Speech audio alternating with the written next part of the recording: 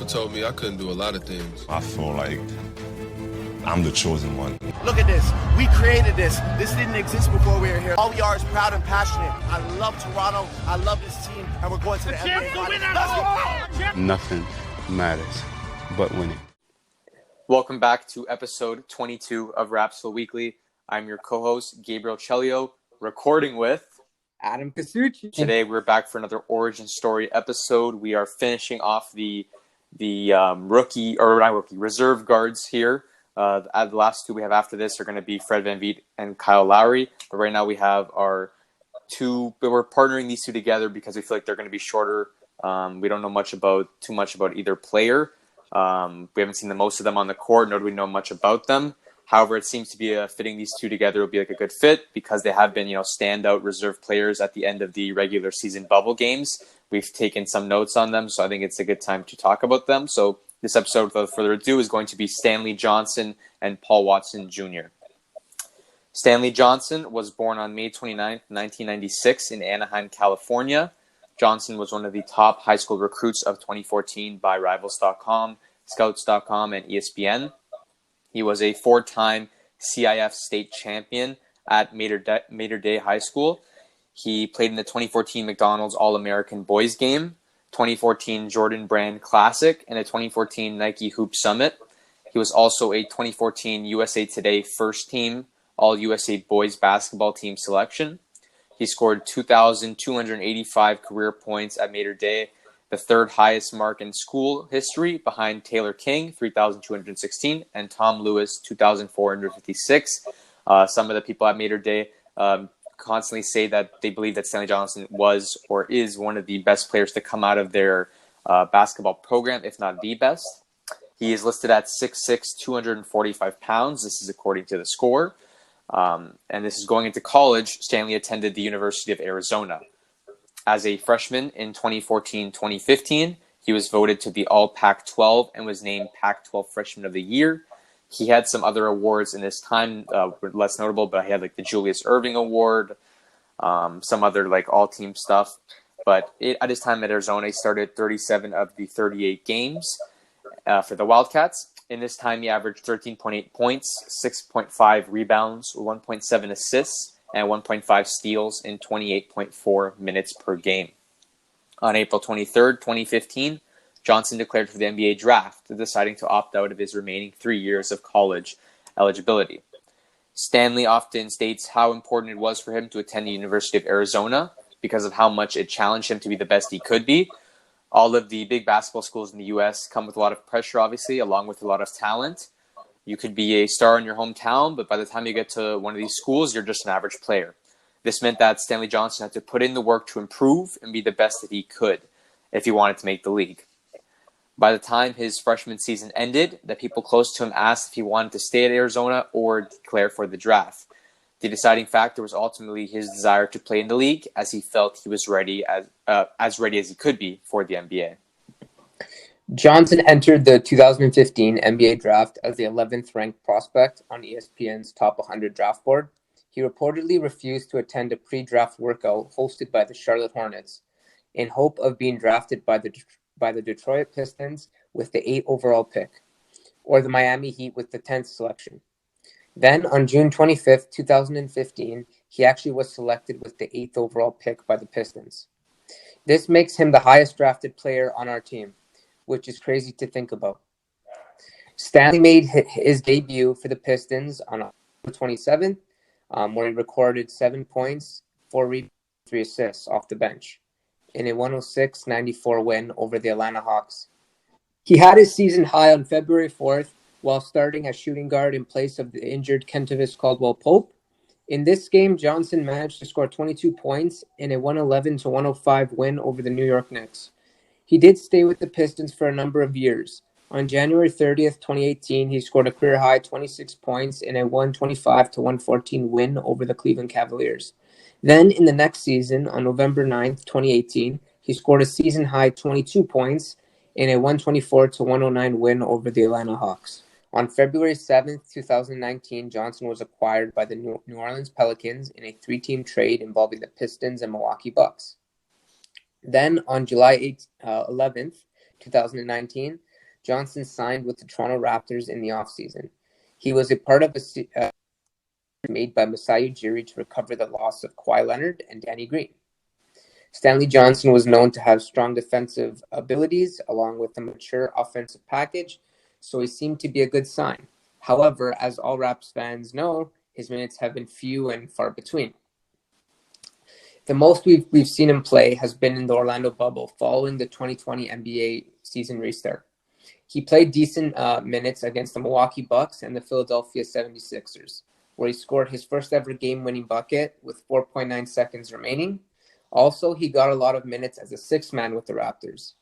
In the final regular season game against the Denver Nuggets, where he put up 23 points, 4 rebounds, 6 assists, 1 steal, 1 block, and 5 turnovers on 9 of 16 shooting and 4 from 8 from 3.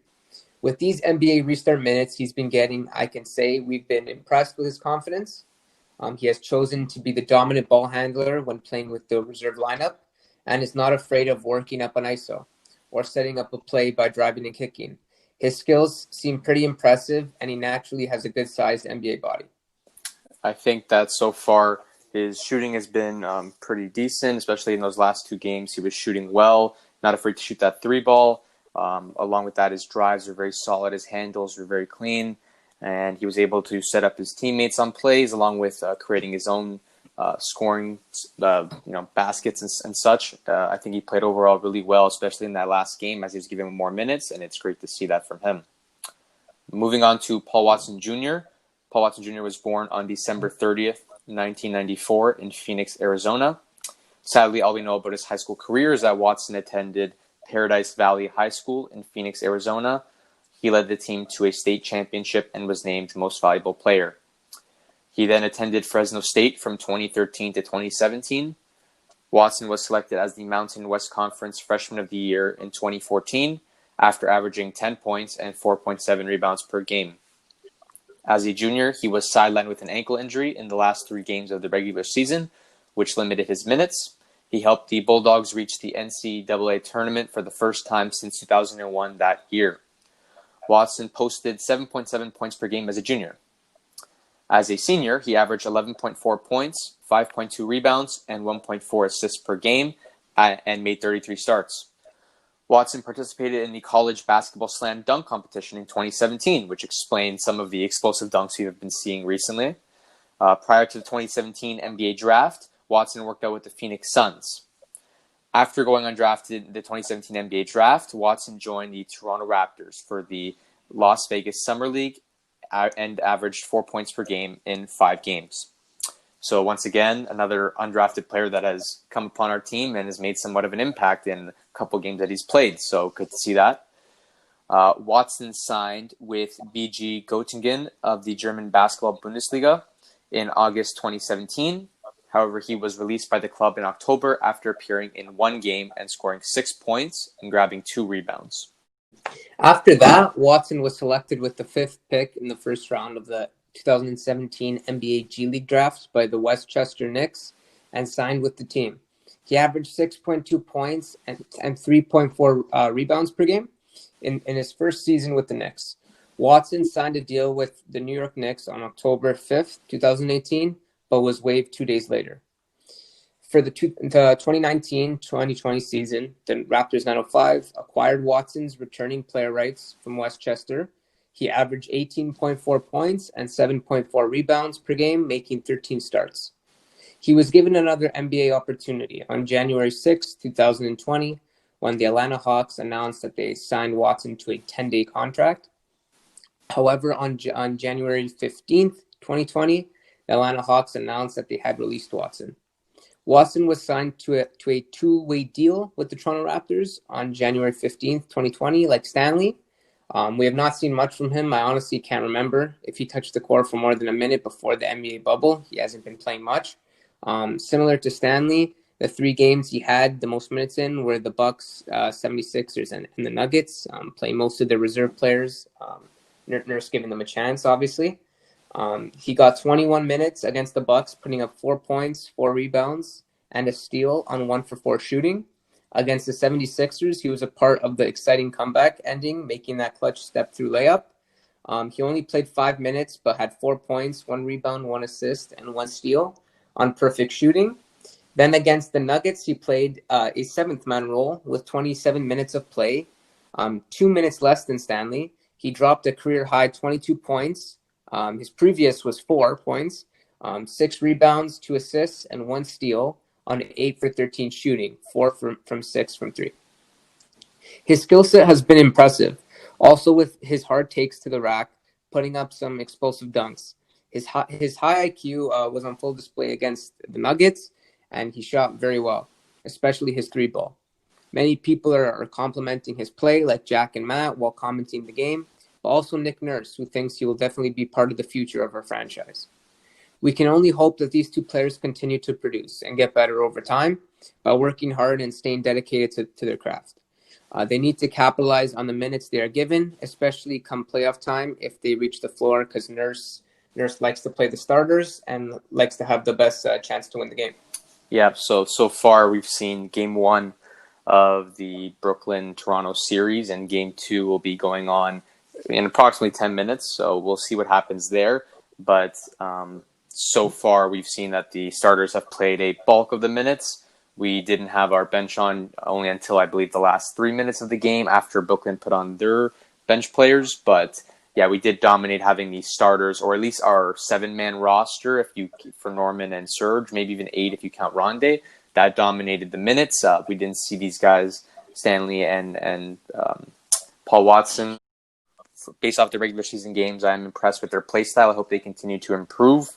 I think Stanley's got a good body, 6'6", 245. That's very big. He can be a strong player defensively. And on offense, he seemed to be very confident in his game and looked like he had a couple of tricks in his bag. So it's going to be impressive to see him play. And Paul Watson Jr., someone we've seen very little from, and at least Stanley Johnson was a lottery pick. You've heard of him. You've seen him a little bit on other teams. Paul Watson, I didn't really hear too much of, didn't even know who he was. A lot of people that are more casual fans still to this day are like, who's that guy on the floor? And he was playing very well. So some people are shocked to see him play that good. And us, even being dedicated fans, haven't seen a lot from him. So it was even interesting for us to see him play. But Adam, what do you think going forward can you see from these two players? Do you see them being a part of this team long term? Well, first I'll start with Stanley Johnson. Coming here, he had a tough time adjusting to the team, especially because of how hard we work defensively, how hard and how dedicated we are as a team to winning. And coming from an organization like the Detroit Pistons, where they haven't been having that much success in the regular season and not making the playoffs in the last couple of years. So it was obviously hard for him to get to know our style of play.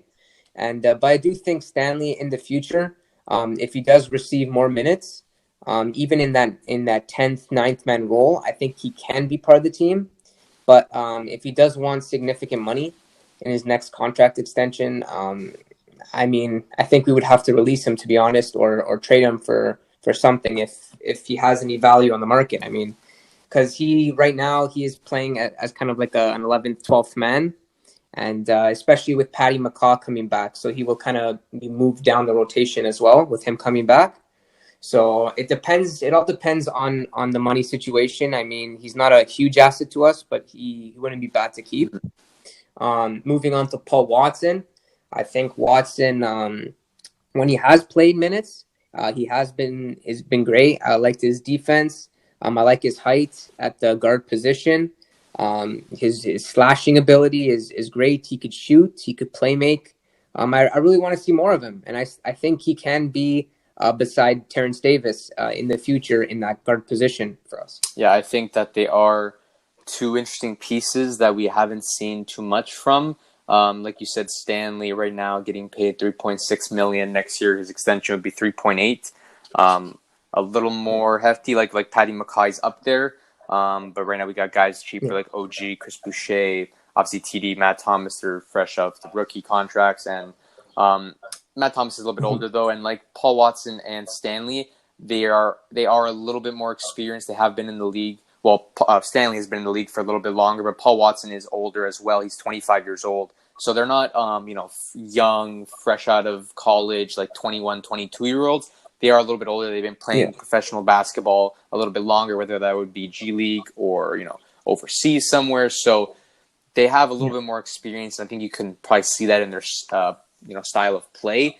I was very impressed seeing them in that Nuggets game. I didn't think they would, perform that well. And after I watched O'Shea Brissett's YouTube video, he was talking to Paul Watson after the game about like how his career high was 4, and they wanted him to get like double digits, and he ended up putting up 22. So that's obviously phenomenal for him. And I think that they did a good job in stepping up when we gave them the opportunity, along with having a shorter rotation. If we were struck with a lot of injuries this season, and we didn't turn to those guys too often, but it's good to know that if we have to, we can rely on some of them to have good games, because Nuggets are a strong team. They did have their starters playing 10 minutes apiece, and they are, third in the West. So for our bench players, reserve players even, to perform that well is phenomenal. Fantastic to see. So I'm glad that we have a deep rotation, and I'm interested to see what happens moving forward with fighting for spots with when Patty McCaw returns from injury, along with, we've seen some stellar play from Chris Boucher. There's a lot of young players that are trying to make their name on this team, and it's going to be interesting to see who gets that starting lineup. I guess it all is going to just depend on performance with the minutes they're given. But I do notice that like Nick Nurse tends to have a tendency to play Terrence Davis and Matt Thomas a little bit more, that he has more use for them, I guess. Terrence Davis being a solid point guard, Matt Thomas being that shooter off the bench, and they tend to take more of a role over someone like Paul Watson, who is a 6'6", guard.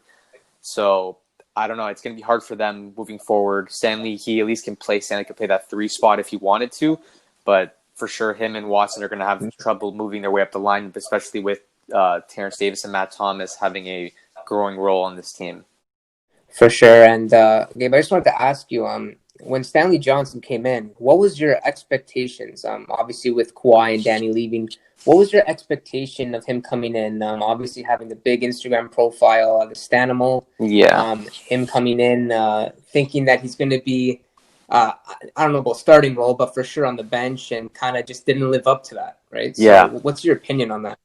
He had, I think he had like a lot of hype coming into this team. Like I heard a lot of people talking a lot of good things about him, of like what he can bring to this team, and that he was gonna replace some of Kawhi Leonard's defensive duties, or she's the next young Kawhi Leonard. But I haven't been seeing that. And also coming from the draft in general, he was the 8th pick, and in my books at least, he hasn't performed nowhere near to the 8th pick. And for us, he's barely been a 10th man, not even, pretty much more of like 11th, 12th. So for someone that high of a pick to fall that low, it's it's a bit of a bust, but maybe he can work his way back up. If he proves himself, for all we know, next season, he might become an off-the-bench player if he does, prove it to the coaching staff and stuff, because he has played decently. But I don't know. There was a lot of hype when he came in, and I was expecting, I was kind of like believing this hype of maybe he was this crazy good player, but then I didn't see him touch the floor ever. So then I thought, okay, I guess this was all like a lie. But, with the couple minutes we've seen now, I can see where some of his potential lies. He is a good-sized NBA player. He did have a couple of good plays, and he played overall decently well. He was confident in his dribbling abilities, ISO, leading that bench, shooting. So I could see where, some of this was drawn from. If we can see that play from him, I'll believe some of that hype. But, I expected more when he came to this team. And from what we saw, he didn't even touch the floor, really. I was kind of just assuming this guy was a bust, and we weren't going to see him. Well, yeah, for sure. Stanley obviously didn't live up to expectations so far, but that kind of plays into the hands of my next question. If you were Masai Ujiri right now, would you be thinking of putting one of these guys? Obviously, the NBA seeing them in the 2 seeding games at the end. Would you put them in a trade package for a draft pick coming up in this year's draft? One or both of those guys. The thing with Stanley and Paul Watson. Yeah. The thing with draft picks is that it's just hard to tell like what's going to come out of it if you're going to get someone more valuable than what you're giving up. Obviously, with these 2 guys, they won't have the most value, so you're lucky if you can scrape together a late first round. It depends on what you're putting into this, but most likely it would just be like a second round for one of these guys. If you give up Stanley, probably like a mid-second round or something like that. So is it going to be worth it? I don't know. I think that what I've seen from them, I think that they have room to develop and grow. Like Nick Nurse said, he thinks Paul Watson will have a future on this team. And, those guys, if they can step up, in that Nuggets game, they produced very well. They played much better than like TD, for example. So if Paul Watson had that role over TD, well, it'd be, if he can work to that, I can believe that he would have that position. So some of these guys, I feel like we have a decent young core, and I think we have a unique talent off this bench that I want to see what happens if we just develop these guys and keep them long term. If we ship them off and we're looking for a specific piece we might need, like maybe a better big or a better forward, I can possibly see that one of those guys would be moved. They won't have the most damage leaving the team. But at the same time, from what I saw, I kind of like what I see, and I kind of want to see more from them, and I'm kind of hoping that they stay around and develop with us. But obviously, if they do that, we have to see development. They can't be stagnant and just be the same throughout the next 3-4 years with us. Then at that point, it's not worth it. But so far, I kind of want to see improvement. I want to see just more from them in general. Yeah, for sure. Even I think more of Paul Watson as well. I think he has a higher ceiling than Stanley Johnson, in my opinion. And I just want to see more of him because I think he's a great player. And when he's come in and he's given us positive minutes, not scared of nothing, just comes in and plays. And he works well in defensive end with rotations and plays good D. I think that pretty much wraps it up. We hope you all enjoyed. This was Paul Watson Jr. and Stanley Johnson's origin story. We are going to be finishing off the guards next 2 weeks. Fred VanVleet, Kyle Lowry, obviously the big boys.